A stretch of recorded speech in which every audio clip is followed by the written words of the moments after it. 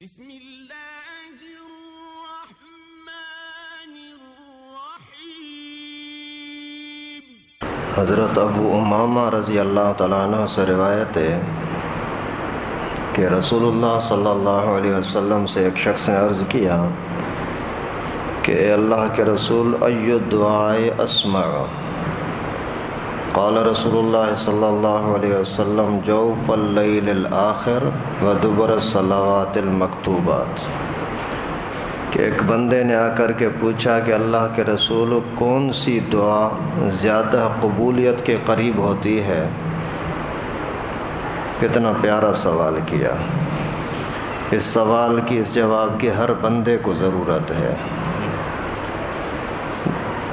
مال کے اندر، پیسے کے اندر اتنا فائدہ نہیں ہوتا، کاروبار میں اتنا فائدہ نہیں ہوتا، یاری دوستی میں، منصب میں، آفیسری کے اندر اتنا فائدہ نہیں ہوتا جتنا دعا کے اندر ہوتا ہے۔ تو صحابی نے پیارا سا سوال کیا، ای الدعاء اسمع؟ قبولیت کے زیادہ قریب کون سی دعا ہے جو اللہ تبارک و تعالی ضرور سنتے ہوں، ضرور قبول فرماتے ہوں؟ تو اس حدیث مبارکہ میں اللہ کے نبی صلی اللہ علیہ وسلم نے جواب میں دو چیزیں بیان فرمائیں۔ جوف اللیل الآخر، آخر رات کے آخری حصے کی دعائیں یہ ضرور قبول ہوتی ہیں، جلد قبول ہوتی ہیں۔ دوسرا دبر الصلوات المکتوبات، فرض نمازوں کے بعد والی دعائیں، یعنی اگر آپ تہجد کے لیے اٹھیں، رات کے آخری حصے سے مراد یہ ہے کہ صبح صادق ہونے سے پہلے، یعنی فجر کی اذانوں سے پہلے اگر آپ دعا کر لیں، تہجد کی نماز پڑھ کر کے دعا کریں تو بھی ٹھیک ہے، قرآن پاک کی تلاوت کر کے پھر دعا کریں تو بھی ٹھیک ہے، باوضو ہو کر کے دعا کریں تو بھی ٹھیک ہے، بغیر وضو کے بیٹھے بیٹھے جیسے نیند سے آنکھ کھلی اسی ٹائم پر اللہ تعالیٰ سے دعا کرو، دلی توجہ کے ساتھ، اے اللہ میری یہ تمنا ہے پوری کر دے۔ تو اللہ کے نبی صلی اللہ علیہ وسلم کے فرمان کے مطابق یہ دعا قبولیت کے زیادہ قریب ہوتی ہے۔ اور دوسری چیز ہر فرض نماز کے بعد والی دعائیں۔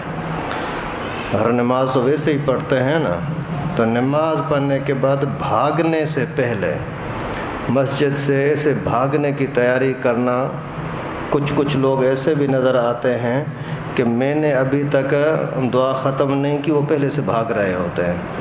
یہ دعا نہیں ہے، یہ مذاق ہے، نعوذ باللہ۔ اللہ کے ساتھ مذاق، دعا کے ساتھ مذاق، اپنی زندگی کے ساتھ مذاق۔ تو نماز کے بعد جو دعا مانگی جاتی ہے، اللہ کے نبی نے فرمایا یہ دعا کے قبولیت کے زیادہ قریب ہوتی ہے۔ ایک حدیث میں یہاں تک آتا ہے کہ نبی پاک نے فرمایا، اللہ تعالیٰ فرماتے ہیں جب بندہ نماز کے بعد ہاتھ اٹھا کر کے مجھ سے دعا کرتا ہے تو مجھے شرم آتی ہے کہ اس کے ہاتھ خالی واپس کروں۔ اللہ اکبر۔ اللہ رب العالمین کو اتنی محبت ہے، اتنا پیار ہے اس بندے کے ساتھ، بندہ تھوڑا تو اپنا خیال کرے۔ آپ کاروبار کی وجہ سے بھاگتے ہو، کاروبار کا اچھا برا کرنا تو اللہ کے ہاتھ میں ہے نا۔ آپ کسی اور کام دھندے کی وجہ سے بھاگتے ہو، جلدی دوڑتے ہو، بھائی وہ کام سارے اللہ کے ہاتھ میں۔ اللہ تعالیٰ کو اگر منا لیا نا تو یہ دنیا کی چیزیں خود بخود بن جائیں گی انشاءاللہ۔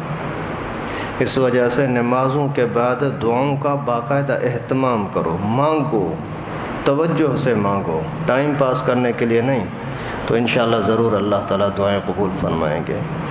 اللہ تعالیٰ سے دعا ہے کہ ہم سب کو سنت کے مطابق محبت کے ساتھ دعائیں کرنے کی توفیق نصیب فرمائے۔